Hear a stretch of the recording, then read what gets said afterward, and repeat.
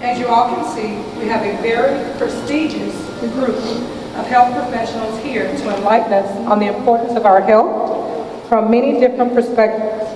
Our professionals are going to speak to us about our physical, mental, and emotional well-being. Before I introduce them, we will hear from 3 young ladies that will be singing Lift Every Voice and Sing, our Black National Anthem.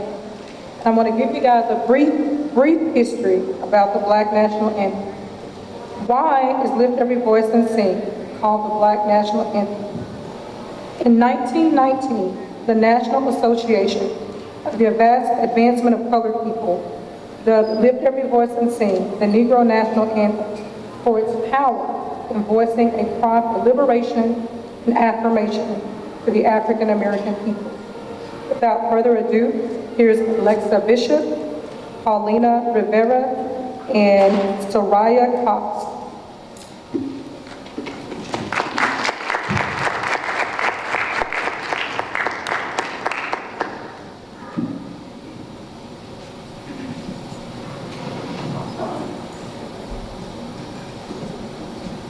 Everyone, please stand.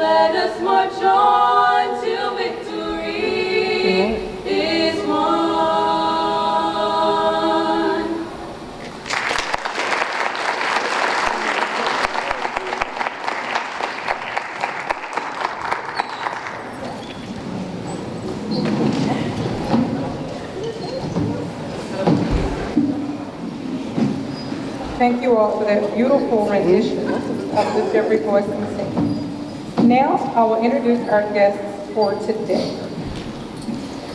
Our first guest is pretty special to Lakeview Centennial, as he is an alumni of Lakeview Centennial High School with the class of 2013, Dr. Xavier Cooper.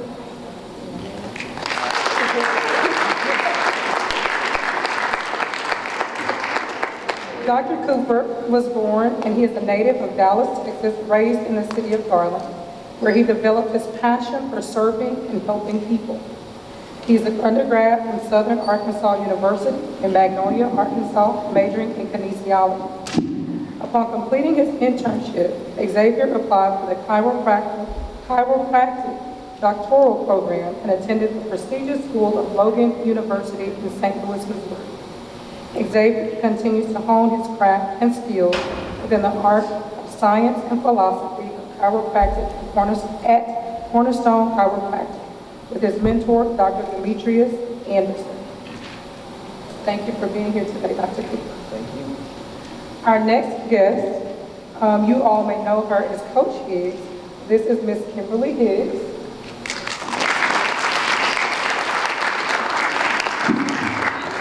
Ms. Higgs was born and raised in the Mississippi Gulf Coast and attended college in Mobile, Alabama. Shortly after graduating with an undergrad degree, she moved to East Texas in July of 2014 and then to the DFW area in May of 2020. She's been an athletic trainer for 8 years, and she's extremely passionate and ambitious about her career. A few things about her: she loves to explore the outdoors, especially hiking. She enjoys going on adventures with her dog, baking, and cooking. Thank you for being here today. Our next guest, there was one more thing I wanted to share about Coach Diggs. She said she had always wanted to be in the medical field. She figured as a youngster, the more she learned, the better. And she fell in love with athletic training. Our next panelist is Ms. Angel King.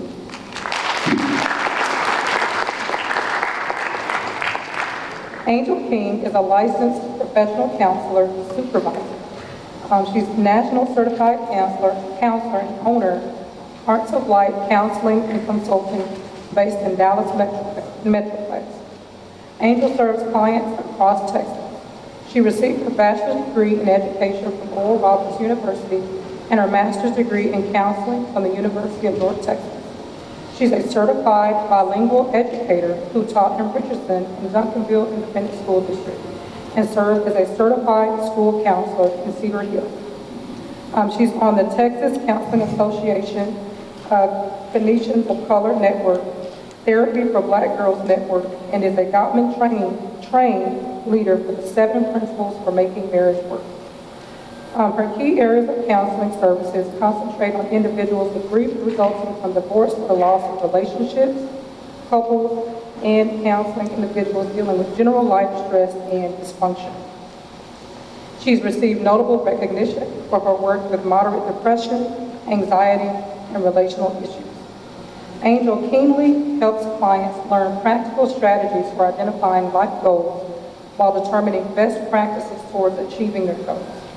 Her business motto, Angel is passionate about helping people heal their hearts through light, love, as demonstrated in her counseling methods. She enjoys music, movies, and guilty pleasure TV like the 90 Day Fiancé. Our last panelist is Dr. Gordon Newell. He grew up Dr. Newell grew up in the San Francisco Bay Area of California and graduated from Grambling State University with a bachelor's in biology. He then earned his master's in health administration from Central Michigan University.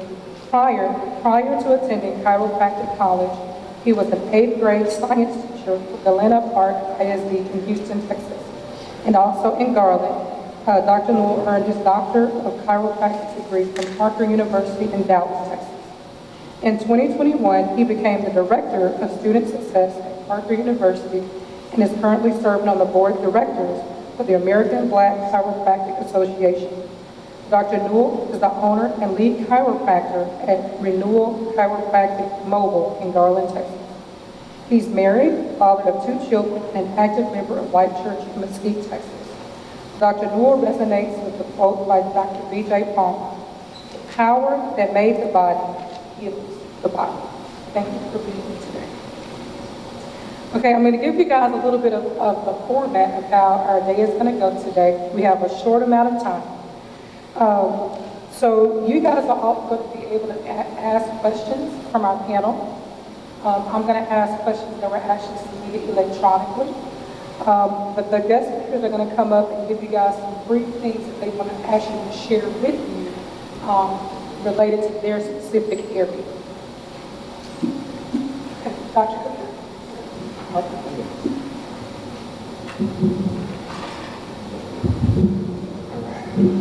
What's up, Lakeview? How y'all doing? It's been a while since I've been here, so it's an amazing, surreal moment. Whew. Well, I just want to start off with, there's a story behind every smile. And my story is pretty much I am born from Dallas, Texas, but I was pretty much raised in the foster care system. And going through that for years on years, for like 6 years, it's been pretty tough. And it's really tough on the mental mind of the young kid. As I was about 7 at the time, so I didn't really have much of a mentor, nobody to talk to. So going through that, and then pretty much going through school.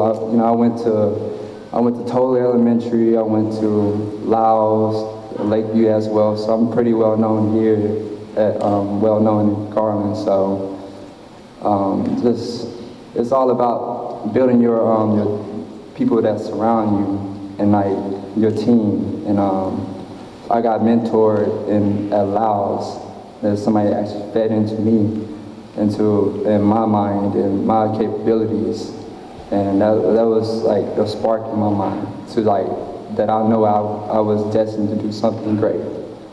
But it's just how you speak to yourself every day is important because you wake up by yourself, you go to sleep by yourself, and it's important because that's you always by yourself. It's just you got to speak that into existence. Whatever you want, you just go get it.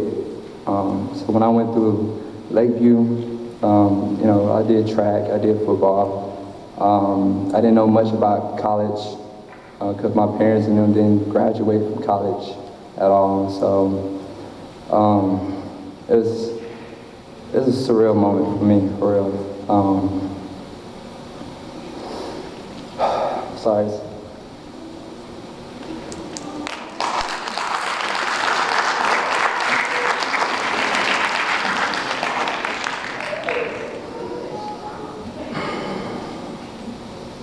So, like I said, you gotta speak to yourself positive. Because when I was going through Lakeview, I was going through a lot of mental negativity, just bashing myself, always judging myself before anybody else. And the real battles always starts inside. And then when I started conquering that and started holding that in and try to really expand my mind outside of the little frame of school. It's because school is only like part of it. It's what you do outside of school that's gonna make a difference for yourself. And like, even though didn't get a scholarship graduating high school, I had that grind, I had that grit, I had to keep going, I can't stop, you know? So I had to, I begged my mom just to pay for just a single class to get me there, because I seen my future, I know what I want.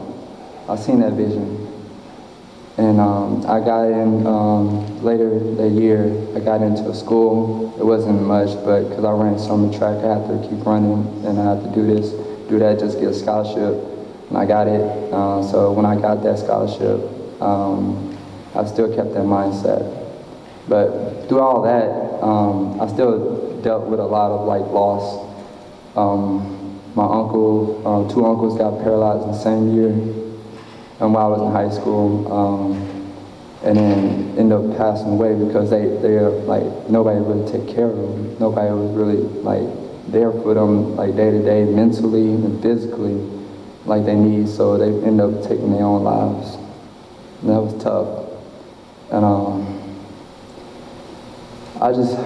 that's pretty much my essence of why I do what I do as a chiropractor.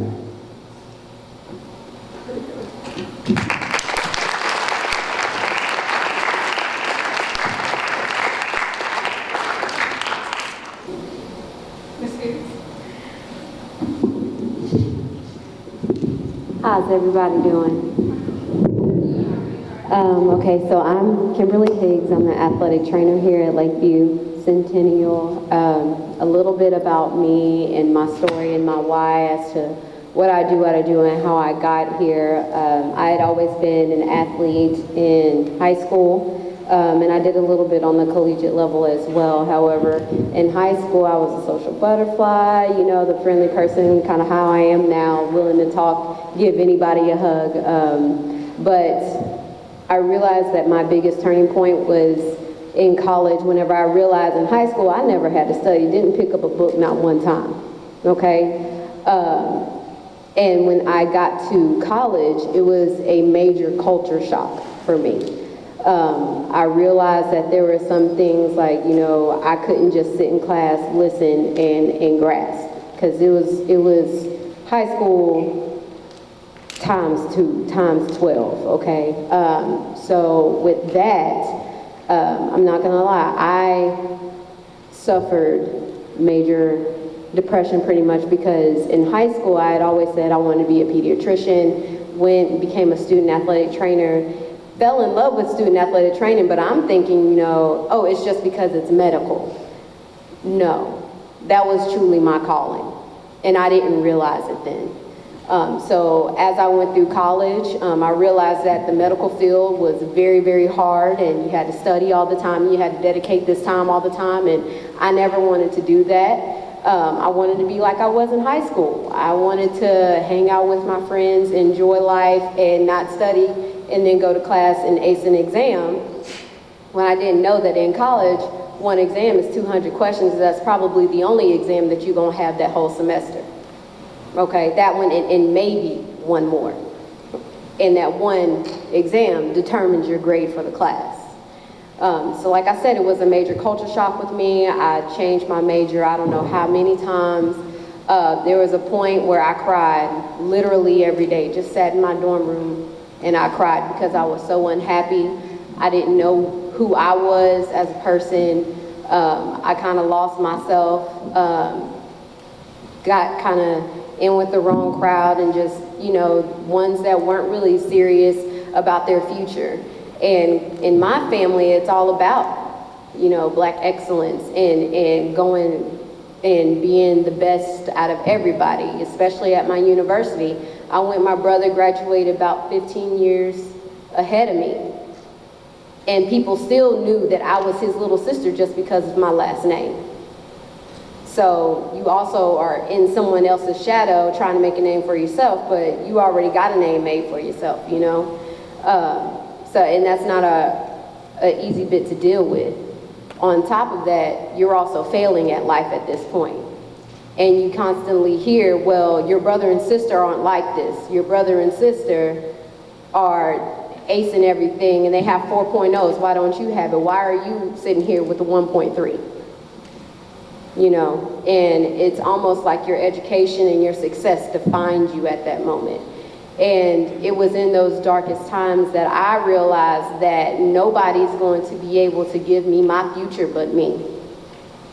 I'm the one that's going to be in charge of this. I'm the one that's going to have to make it or break it on my own. You know, it's going to be because of what I do. Nobody else is responsible for this except for Kimberly. Nobody is responsible for Kimberly except for Kimberly. So it was then in those darkest moments that I had to pull myself up on my own. No friends, no family. I was away from everybody, and I just made the conscious decision to make it happen. And I realized that athletic training was something that I had fallen in love with. It's something that sparked my interest because it was both sports and medicine. Especially from the rehabilitative standpoint, you know, I'm able to be creative and creating all these rehab programs that help athletes get better, and I'm also learning new techniques and also forming things on my own and seeing what works and what doesn't work. And it was in those moments that I realized that that's where my creativity flow from. So I said, well, I'm just gonna have to get up and fight for this. So that's what I did day in and day out. I pulled myself up and ended up graduating college with a 3.5 from a 1.3 my sophomore year. So it's very possible. You know, I understand a lot of you guys might be going through some hard times and not really have a support system or feel like the whole world is against you, but know that you are the one that's responsible for your future. And if there is, honestly, if there's anything that I can ever do for you, come and see me. You know, we can sit down and we can talk about it. And we can iron out a plan for you. I am here for each and every one of you. And this is why I do what I do, because my passion is you guys, okay? And making sure that you become the best self that you can be, okay? If I can help in any way, I will be here for you and I will help you. But at the end of the day, like I told one of my other students, you're the one that has to go and put the pen to the paper. I cannot go in the classroom and do it for you. So if you want your future and you want to be successful and you want to get out, then you got to do it. but I will help you along the way. That's it.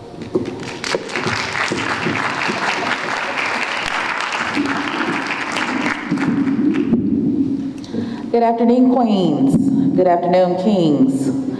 I'm Angel King. I am a counselor. My road to counseling, I feel like I'm talking loud. Is that too loud? Okay. My road to counseling started in the classroom. I started as a teacher. I was a teacher for 9 years. I worked in elementary schools. That was something that I came from a long line of teachers, a family of educators. So that was something that was natural for me. After being in the classroom for so long, it became clear to me how much students struggle with things that are beyond education, because you're coming from home lives with parents who may be arguing, parents who are battling their own depression, anxiety, and just general life things that are creating difficult environments for you. So how can you as students come to school and sometimes focus and be having to do work and deal with the things that you have to deal with here at school? So that became something that came clear to me, that beyond being a classroom teacher, there was something more for me to do. So after teaching for 9 years, I went into counseling. Since I was already in the school, it made sense just to go into school counseling. So I worked in a school counselor for about 4 years and was able to help more with the social part, the emotional part of everything that students face outside of just schoolwork and academics. And through that, I developed my own practice where I now work with adults. I started with kids, now I work with adults, because I also saw how a lot of the things that you guys face are not things that are in your control, because you're minors. So it's the parents who also need the help so that they can be better for you, so that you can get the love and support and nurturing and guidance that you need to be successful and to grow and develop. So that is my focus now, is working with adults, helping them to deal with their own stuff so that they can be better for their kids and for the other people in their lives. So I love what I do. I enjoy it. I worked at a school, I've worked in a hospital setting, I've worked in a mental health agency, and so now getting to take all of that experience and have my own practice and work with clients and see the progress and changes that happen is something that I'm very passionate about. So I enjoy every day getting not just to work with clients, but getting to work and run my own business. So for those of you who have that entrepreneurial spirit, who have a business idea, who think about, one day starting your own business, I'm here to tell you to do it, because that is a way to have so much freedom and really have a lot of joy in life, being able not just to do what you love, but to also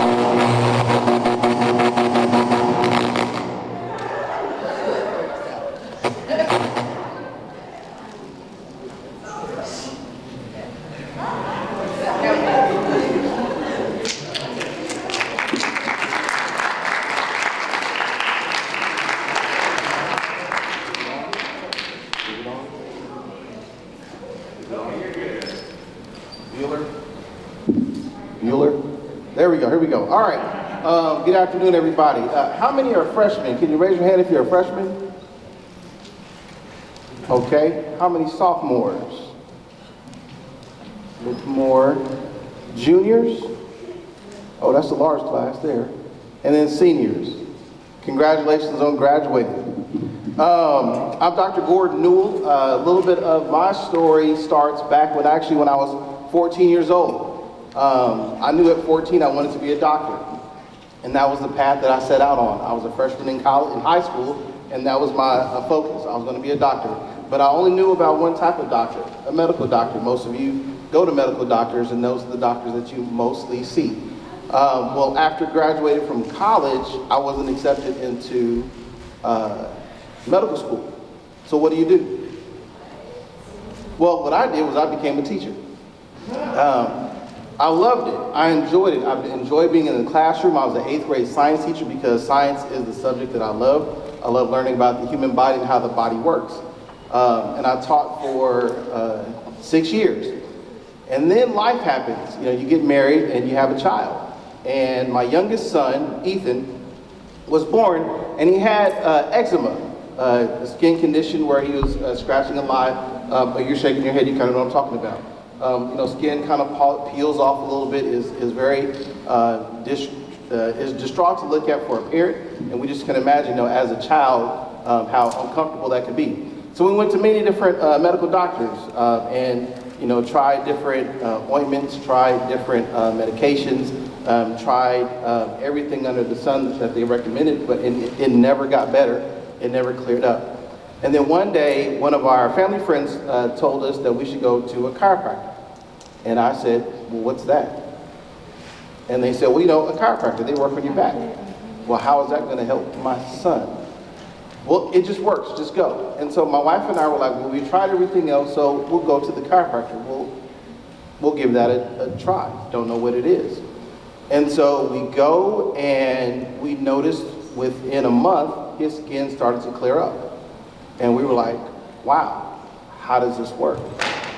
I want to learn more myself because I want to be a doctor, because I like the human body, like I said, and I like to help people, like I said, and I like to educate people. That's why I became a teacher. And so the chiropractor told me, well, there's a school in Dallas right down the street. You can go and find more about chiropractic. And that's what I learned about what chiropractic is, the healing art, philosophy, and science of how the body is made and designed to heal itself as long as you remove the nervous system interference and allow the body to do what it's supposed to do. And I said, well, that's what I want to do. I got admitted, I was accepted, and that's how I became a chiropractor. Story continues because, well, although I'm a chiropractor, well, I was a teacher for 6 years, excuse me. So how do I stop, you know, being a teacher? I really like being in the classroom. I like seeing students getting educated and moving on and progressing. Well, the chiropractic college that I attended and graduated from, they reached back and said, hey, we have this position for you. We think you'll be an excellent person to help our students become successful. It's a student success coordinator.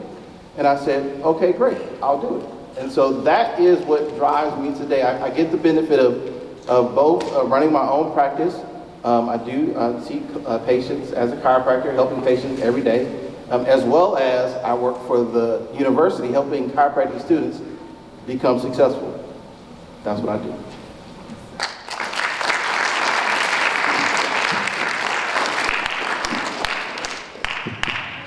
Awesome. Thank you guys so much for sharing a bit of your journey with us. So I'm going to pose the first question to our panelists. And don't forget, you guys, you're able to ask questions as well. I'll meet you out there. And then I also have questions here. So the question that I have for you, some of you guys touched on your passion.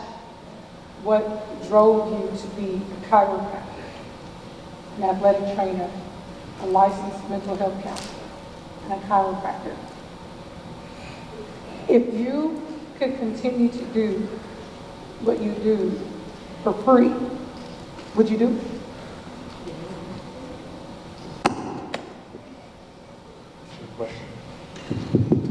That's a good question. Yes, I would. Because we are humans, we are meant to take care of each other. We are meant to have mutual relationships, to really be a service to each other, really. So with chiropractic, the mind and the body is supposed to be one. If there's interference, there's dis-ease in the body. So there's going to be a lot of toxin build up. That's why a lot of people have like eczema, for example. If somebody else help you, be in service to you, like a chiropractor helps somebody else with eczema, that's a service, you know? You helping that person out.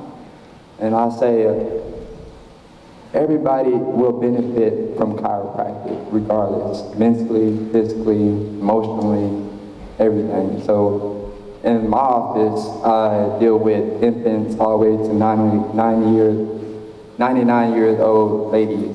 They're coming in with different type of traumas, different type of like micro traumas, mental and all that stuff. So you gotta first meet them where they are, always. And like I said, like I don't even think about about the money, I think about the service, I think about helping them out, help them go through these x-rays, show them, go through these x-rays, okay. Go through these,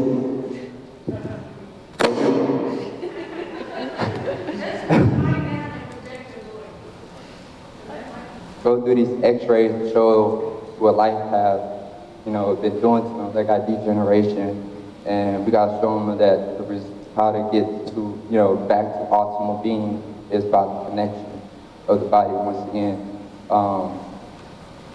Pretty much, I'll do it for free, honestly. That's the end of it for me.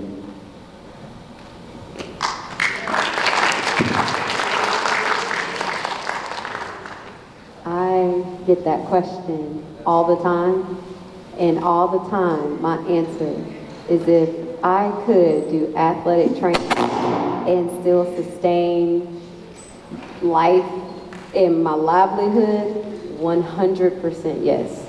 I absolutely love what I do. I love sports. I love helping athletes and just people in general. For me, it's, yeah, you may be an athlete, but at the end of the day, a knee is still a knee, An ankle is still an ankle, So if you hurt yourself or you fracture it, you're gonna rehab it the same way. Now, I might put a little bit more emphasis on mobility and structural movements and sport-specific movements, but at the end of the day, I'm helping you regain your strength, your mobility, and your quality of life back. So, yes, 1,000 times yes, I would do this if I could for free.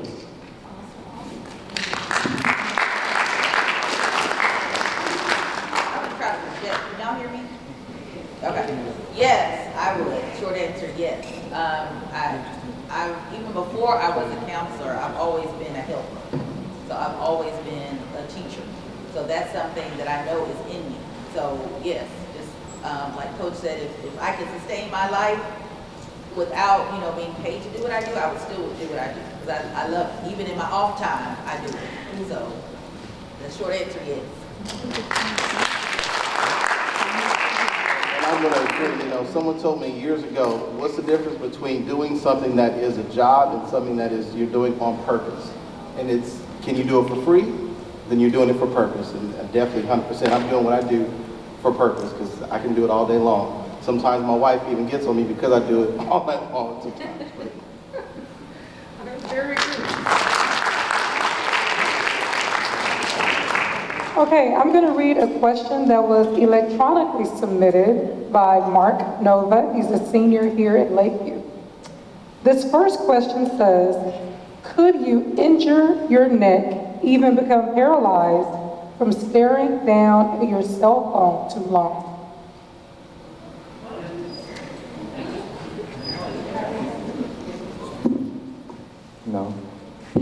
No, you cannot. You cannot get paralyzed, but there will be a lot of discomfort because, yes, yeah. Yeah, I'm sorry. So if you see the normal structure here, the spine is supposed to be curved. So when you bend forward for a long period of time with technology, a lot of stuff that you look down for a long period of time here, there will be a deformity here. So the structure here is supposed to be a C shape. We call this lordosis, and the same shape as the lower spine, which is the lumbar. So this is designed in actual take pressure from gravity on a day-to-day basis, even walking, running, any activity that you think is supposed to design to do that. So if you constantly look down at your phone, you will straighten your spine. By straightening your spine, it causes a lot more compression to these discs, the little jelly-filled things here. So if you have a lot of constant pressure like that, then you have disc bulges, a lot of degeneration, and life is not good. So I advise you to keep your head up and make sure you get your spine checked. Because I'm telling you, a lot of patients that come to the office, they wish they will get this information as y'all are receiving today.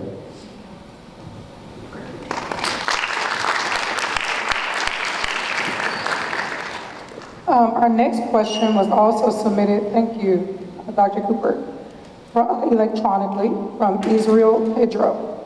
He says, what impact do you think relationships have on emotional and mental health?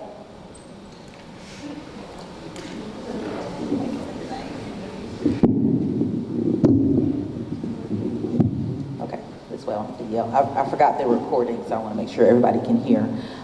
Relationships play a huge part on your mental health. Most of the clients I see deal with relational issues, and it's causing stress, depression, anxiety, because usually when you're dealing with someone else, whether this is a friend, a family member, boyfriend, girlfriend, you're dealing with somebody who may think differently than you, who may do things differently than you do, who has different perceptions of things that are different than you. So of course there's going to be conflict. That's just a natural part of life. So life is full of conflict. Some people tend to avoid conflict. Some people are more aggressive in their conversation, so they more run to conflict. And so of course, if you're trying to have a relationship with someone, whatever kind of relationship it is, they're going to have those difficulties. So what helps in managing that is making sure that both people are using good communication skills, because conflict is a part of life. So avoiding conflict is going to just create more stress for you. But if you learn how to better communicate with other people, then it helps to reduce that feeling.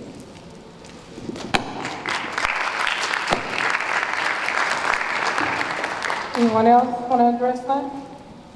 All right, do we have any questions from the audience yet? Anybody want to be our first one?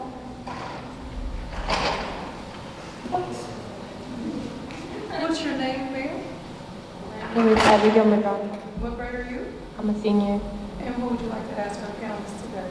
So it's for the therapist. So if you have trouble communicating, what's like the best way to start better communication skills?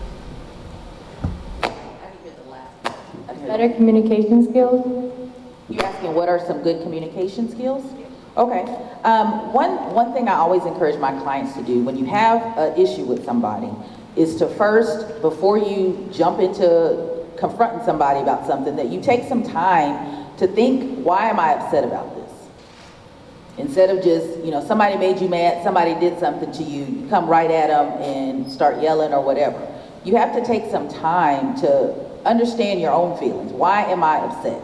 Because a lot of times it's not really anger. That's the emotion that we show that's louder, but it could be hurt. Somebody hurt your feelings, or you're disappointed or frustrated or stressed or anxious about something, and that's the real issue. So if you take a beat, take a minute to think, okay, why is this upsetting to me, or what is this real feeling that's going on, you can communicate that so that it's not coming off so angry, and that you're likely to have a good conversation so that that other person is sensitive, and then you're just going back and forth. So first start with that, just figuring yourself, why am I upset? Why is this bothering me so much, so that I can tell that to the person, I can communicate that. And then how you say it is also important. Thank you. Any other questions? All right. Yes.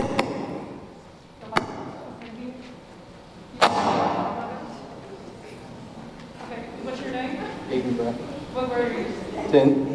Okay, I'm Jalen Brown, 10th grader. Is staring at a video game all day mess with your mental health? I didn't hear the Can staring at a video game all day mess with your mental health? Can staring at a video game all day mess with your mental health?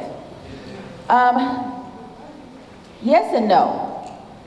It can definitely affect how you interact with people, because if you think about it, looking at your phone, looking at video games, it's a lot of flashing lights.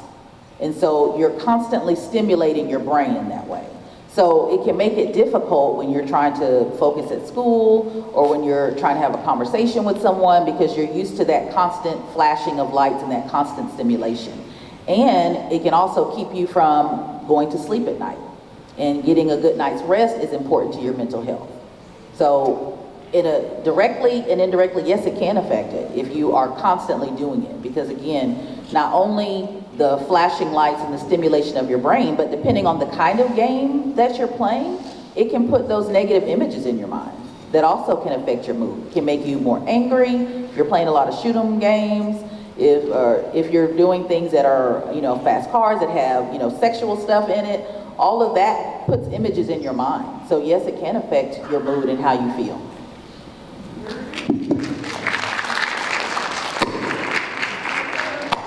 Jalen Ellicott. Jalen Ellicott. Jalen Ellicott. What grade are you? 11. 11th grader. Miss King, do you believe that you need to have a certain personality to be a counselor or therapist? If I heard you said, do you have to have a certain personality? No. I have a lot of my counselor friends, we all are different. I'm more calm, and there's people who are more excitable and who are more energetic. What makes a good counselor is someone who is able to listen and to really understand what someone is going through so they can help them. So it's not really about your personality, it's more so about your passion, your desire, and the skills that you learn and how you use them.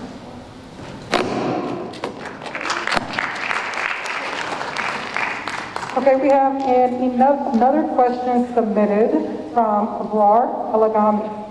She says, what happens if you don't drink enough water?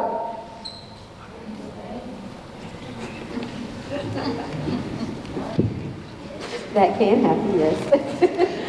Okay, so with drinking water, really all that's gonna happen is just dehydration.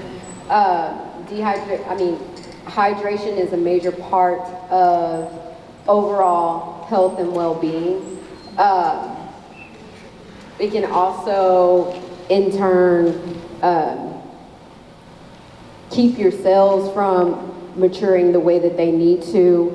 There's a plethora of things that can happen from just dehydration alone. So I highly suggest drinking your water, okay? Because the thing is your body is made up of 80% water, and you don't realize that even though you may not sweat, you're still releasing water. Even whenever you go to the bathroom and you use the restroom, that's water leaving your body. It's getting rid of wastes and toxins and things.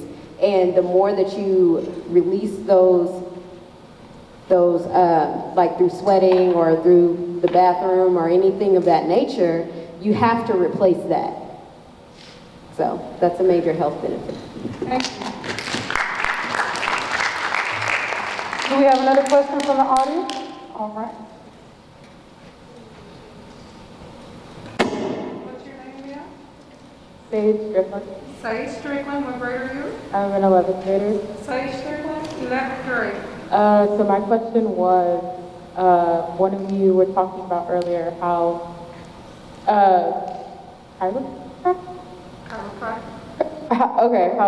chiropractor cleared up eczema. Is what are the specifics behind that? How is that able to happen? Because you don't typically think that something dealing with chiropractic could help. Okay, so I believe the question was, how does chiropractic help cure eczema? Okay, so chiropractic is dealing with the master system of the body, which is the nervous system. The nervous system controls every single cell, every single tissue, every single organ in your body. The biggest organ in your body is your skin.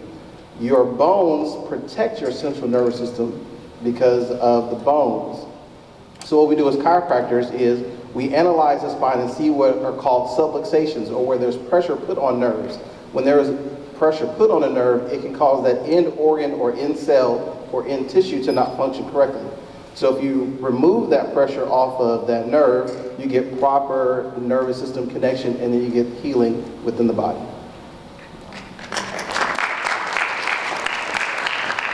Another question from the audience? Well, you guys think of one you're gonna ask? I'm gonna, who first? Okay, excuse me.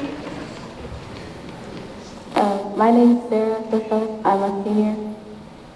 My question is, how do you open up to a parent who's already been through so much trauma emotionally, and you just don't want to break it down in front of them?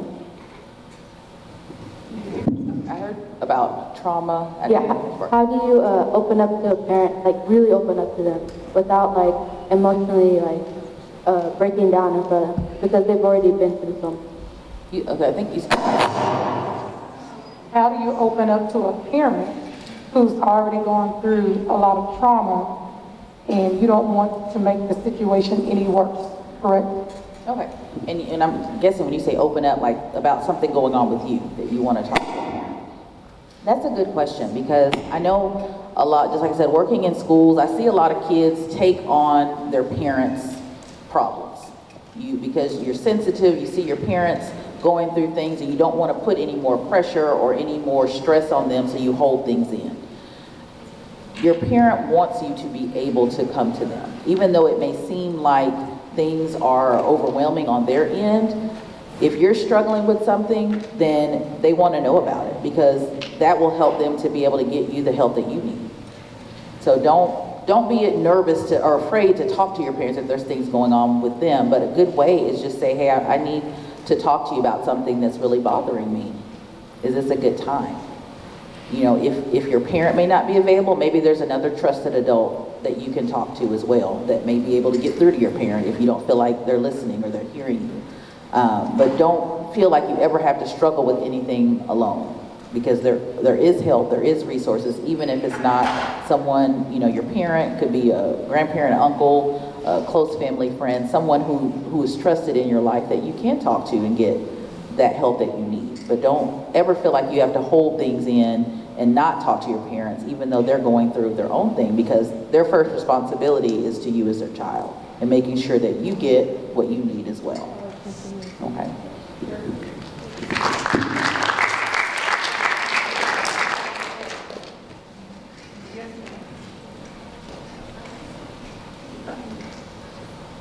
As a counselor, Ms. Michelle. Michelle, grade. Ms.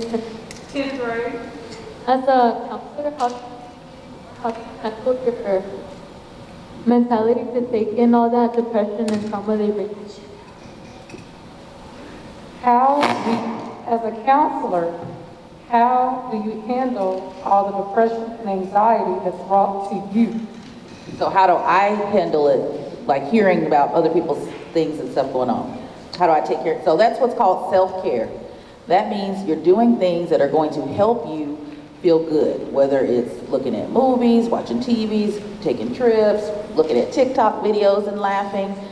Those are the things that I do. So the things that I give my clients to do to help them de-stress, I do those same things. That's why I watch 90 Day Fiance and other, you know, Housewives, and those type of things help me relieve my mind. So it can be difficult sometimes when you're hearing about the weight of other people. And, you know, part of that, as you learn in training, is just kind of some professional distance and letting that go when it's over, letting that go, but also making sure that I'm taking care of my own mental health and doing the things that I need to do that are healthy for me.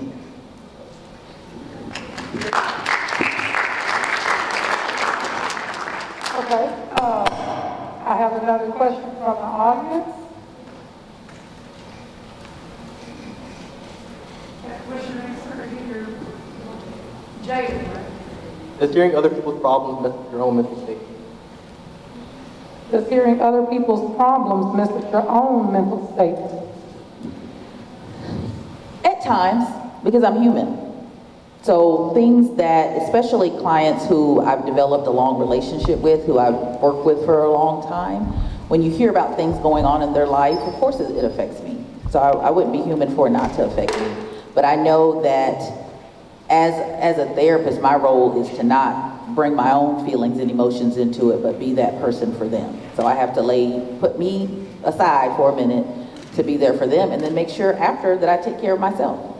So yeah, it does affect me at sometimes.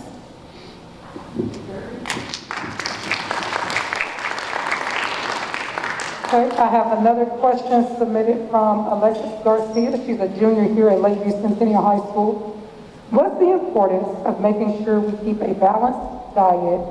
Then on average, in high school, how many hours of sleep should we get? I'll answer the part of how it can affect your mood. Having a good, healthy diet, our bodies function when we are rested and when we have the proper nutrition. That helps everything connected to us operate better. So if you're not eating the right things, then you're gonna have low energy, which affects your motivation to do things. Again, we talk about drinking water and getting exercise and being active physically, even if it's not sports related, but that helps to clear your mind. So if you're not eating right and you're not getting the rest, your mind's not clear, which means you're not going to be able to focus. It's also, when I have clients that come that are dealing with depression, anxiety, that's one of the first things I ask them.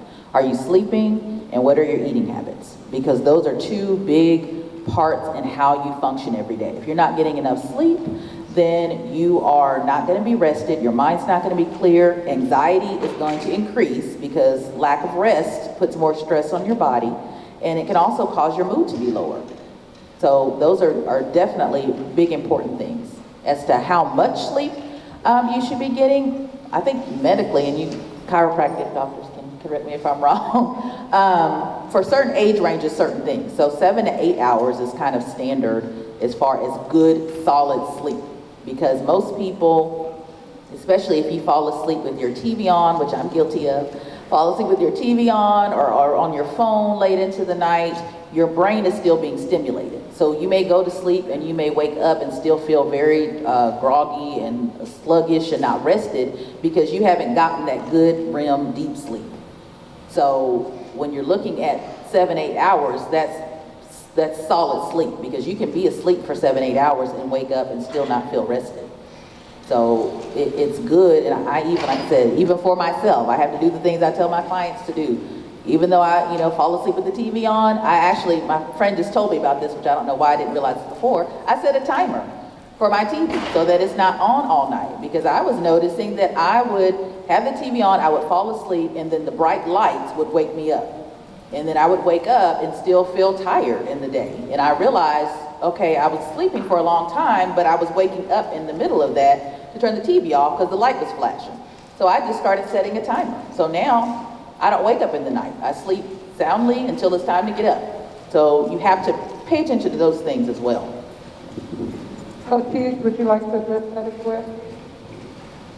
Okay, so Ms. King answered it, girl.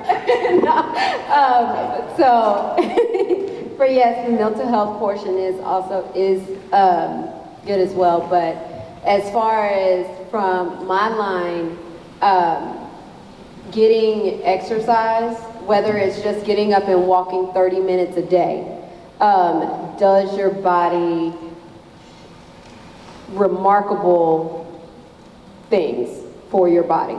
And that's because simply if you do stay stationary for a long time, your muscles can stiffen and lose their flexibility, and you'll have problems just with regular mobility. I mean, that's what happens, correct me if I'm wrong, but later stages in life, that's what really happens with older adults. They stop moving, they lose that mobility. You lose your flexibility, and that brings about other problems within your adult life. And also, I mean, having a good balanced diet, I mean, your body, it's like a locomotor train, it's like a car. You have to give it all its components for it to operate correctly, okay? I always explain to my athletes that your lower and your upper body extremities, it's a chain, and whenever you don't take care of one component, it affects everything else, and everything else can just kind of fall apart.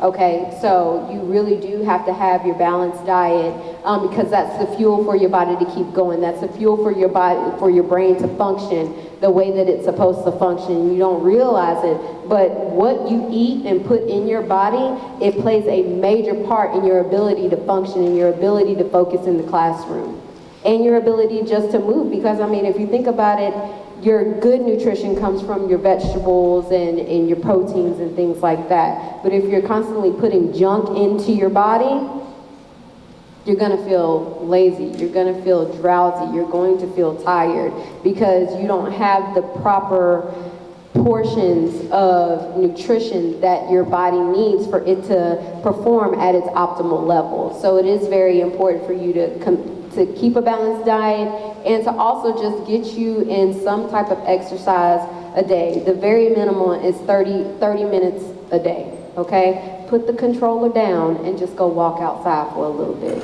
okay? Thanks.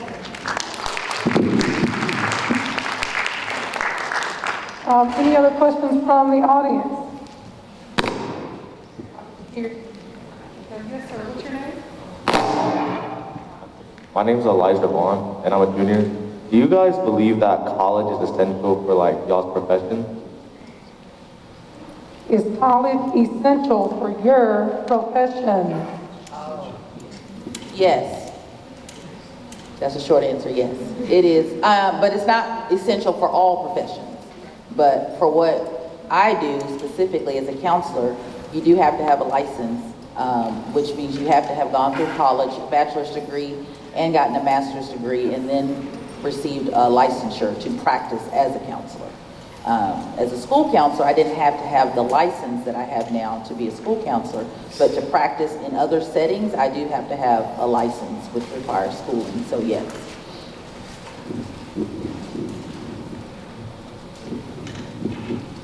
I'm going to piggyback off that and say also, yes. As a doctor of chiropractic, we also have to have a license, and one of the requirements is a college degree.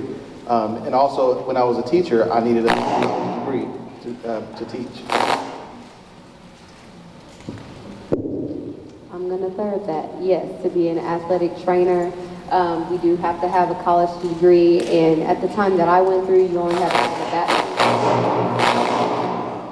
have a bachelor's degree and then get your national and state licensure. But now my job is a master's level degree, so you can only get it with a master's and become an athletic trainer.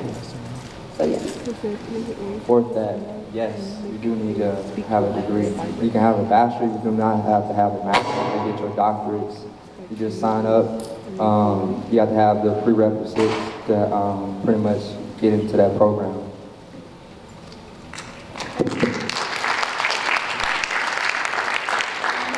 Jakayla. What are you? I'm a junior. Kyla, she's a junior. And I just want to know, like, what advice would y'all give somebody that's, like, still figuring themselves out or, like, finding themselves? What advice would you guys give to someone who's still trying to figure things out and trying to find themselves?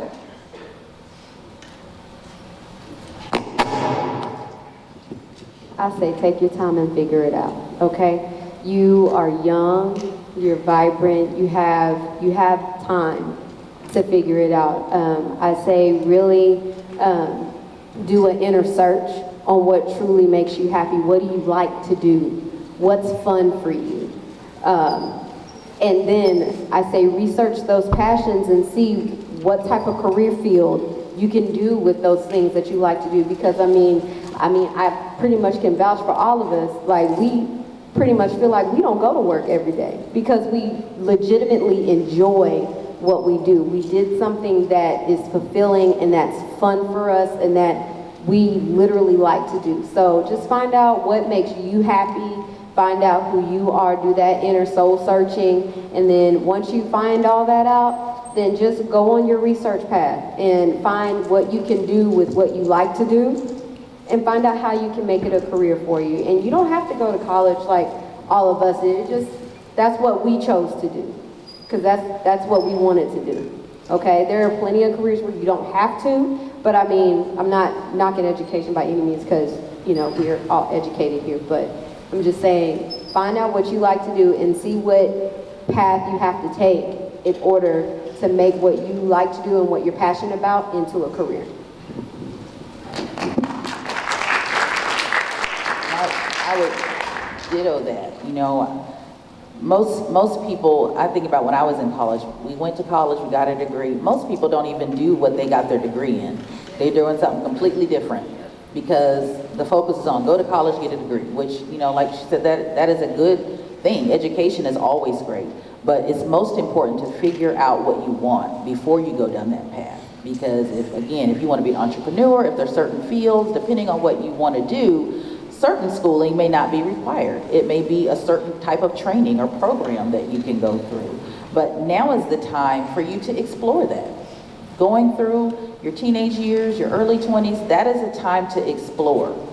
So you don't have to have it all figured out. Don't feel like you have to have it figured out because this person does or this person knows. For you, like she said, figure out what it is that you enjoy. That's a good place to start. What is it that you like doing? What is it you enjoy doing? Or even what is it that you may have had interest in, you just never tried and thought about it? Start there and just enjoy that time exploring because you don't have to have it all figured out right now. I'm going to add on to that because I didn't have everything figured out when I graduated. But I just knew that purpose is only achieved when you keep moving forward. And you just gotta have a goal. And it don't have to be like big, you can just start small, you know? Because I was like, I always want to be a service to somebody. I started with that one word and said, okay, how I want to be a service, where I want to be at. And you keep expanding on that. Just start with a small goal. And then like, appreciate everything around you too. So like for me, I take nature as a lesson for me. So when I feel stressed out and I have nowhere to go, I'm confused, I go to nature. Nature will teach me how to prevail. Because during like rain, during the sun, the sunny days, it still prevails. They just teach you how to keep growing and keep expanding. Even though it might be down in the winter days, but you'll get back up when it's coming time. Sometimes.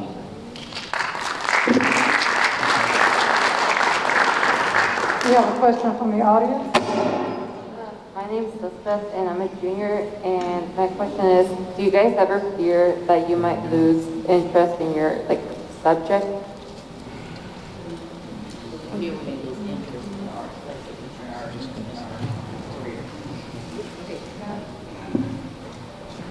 Well, chiropractic is, you learn every day. It's interesting. Every person that walks in, they got different personality, different issues, different type of background. So I'm always interested in what they pretty much put on the table and what I have to pretty much be a solution for. So for me, interesting is always going to be interesting. You know.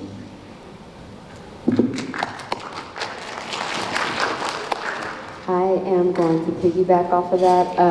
For me being an athletic trainer, especially in the secondary setting, which is this high school and junior high, honestly, that's a big topic in our profession is burnout. And it's simply because it's so long. We have very, very long days. And this is something that you don't get into if you want a regular 8 to 5 job. It's nowhere near that. Some of y'all know I'm here 7 o'clock in the morning, and like today I have a soccer game. So I'm not going to go home until about 9:30, 10 o'clock tonight. Okay, and I get the same paycheck every month. So I mean, that for me, it is a real topic, and it is something that I think about daily, but I also know that I do love what I do, and that brings me joy. But I also know that in the event that I do get burnt out, I don't feel burnt out now, and this is my 8th year, but I don't know how I'm going to feel my 12th or 15th year. And I mean, not married, don't have any kids, so I don't have any other responsibilities other than my dog, but I mean, whenever that time does come, I do know that there are other settings that I can get into and still be an athletic trainer that might be a little more conducive to 8 to 5-ish time frame. Now, I probably won't be fulfilled as much being around all you lovely students every day, but I still know that that's part of the career field that I can get into and still be doing what I love and still help people.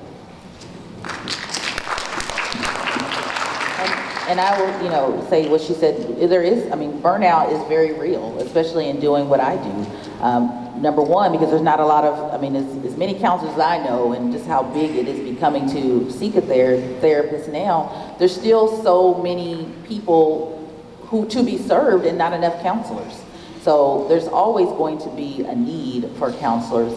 I think for me personally, that self-care part is important, and making sure that I'm working smarter and not harder, which is the beauty sometimes of having your own business, because I can set my hours. If there's days when I just can't do it today, then I can reschedule with my clients and we can resume another day, or I can reduce how many clients I see a day. And that's another reason why I became a counselor supervisor, because I want to not just see clients, but I want to help other counselors that are coming up and train them to do the work as well. So there's definitely, in jobs where there's a lot of burnout, there's different shifts that you can make within certain fields to help you still stay in the same field, still keep that passion that you have, but also do it in a different way.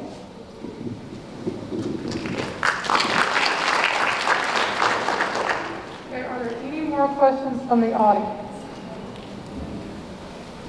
Okay, I have one more electronic question. What are good alternatives to going to a therapist? I feel like I just need a little guidance, not a full lead. I just need to talk to someone, this person says. Yeah, that's a great question, because I know a lot of people either are hesitant to go to therapy, but they know they need some help. So there's some different ways that you can get that help without having to sit face to face with a therapist. There are a lot of podcasts that deal with mental health. A lot of psychologists do some different podcasts, if you guys listen to that kind of stuff.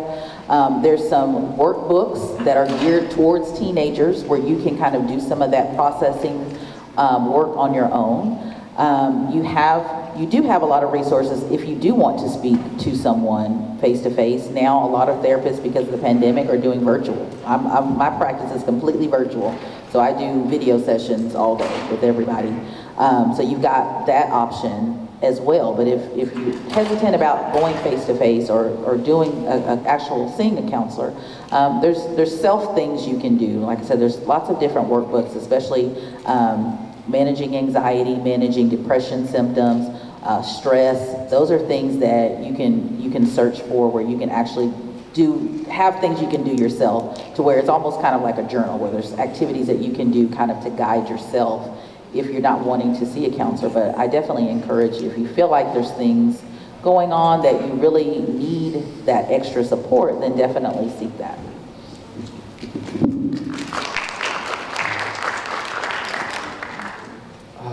First, you're supposed to have like an intention of what you want to talk about. It saves time for yourself. So if you write something down that is really bothering you, and actually try to elaborate that when you get in there, then time will fly by. It don't seem long. And I'll see a therapist to this day.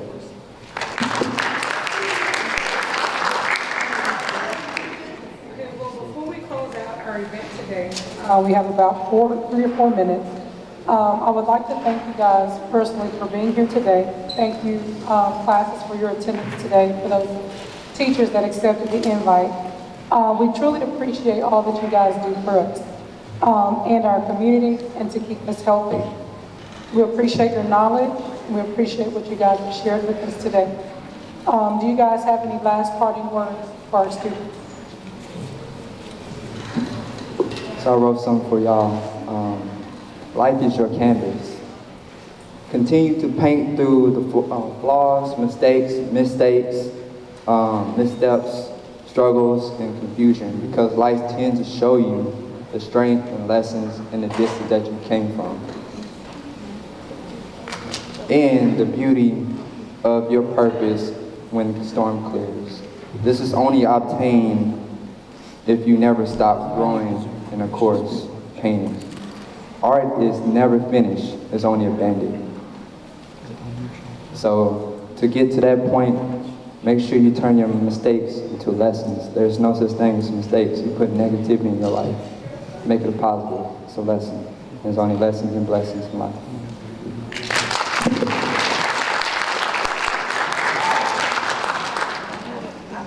Share just quickly, I brought just some little handouts for you guys to take with you on just some steps to help you in your mental well-being and physical well-being, some tips. And then on the back, some resources, you know, some things to watch for in your own mood. If you feel like you're leaning towards any type of suicidal thoughts or self-harm, or just that you're feeling in crisis, maybe depression, stress, anxiety, those things are increasing, and you want to know what things to kind of look out for, and some numbers where you can call if you need to talk to somebody at any time. There's a tech number you can text, English and Spanish. If you need to talk to someone or just text them, there's some resources for that on the back as well. Thank you, guys. I'll give the handouts to your teachers. All right, thank you guys so much for being here today.